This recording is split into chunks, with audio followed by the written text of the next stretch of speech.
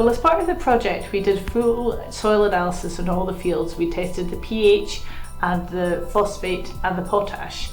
And I think what the attendees found most surprising was that depending on where in the island they came from, it would affect what advice we'd give on them doing fertiliser applications of phosphates. And that's because the PSC, the phosphorus sorption capacity index, is different for those in the north of Skye and those in the south.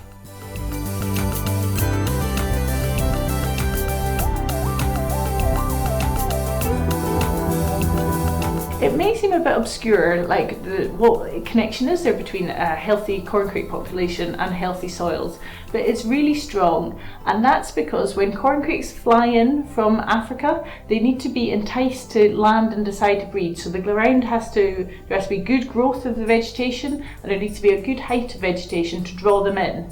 And then once they land and breed successfully and they have small chicks, the chicks are really dependent on invertebrates for their food. So it's really important that the soil is really healthy and has lots of prey items for the chicks.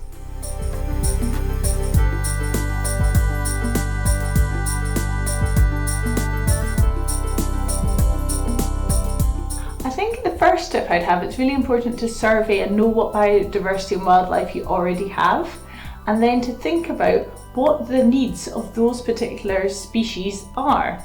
For example, corncrakes, because they're quite predated upon, they need large areas of early cover, like nettles for example, that can grow up quite quickly early in the spring and that are big enough and dense enough that they can hide from predators like foxes.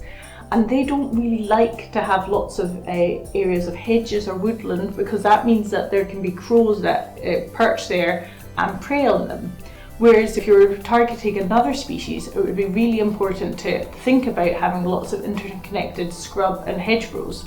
So it's important to know what you're trying to focus on, think about it from that species point of view, but don't forget the soil, because the soil is where all the other food webs are built upon. And so it's really important that we have soils that support lots of invertebrates, and because that can keep all the other animals happy.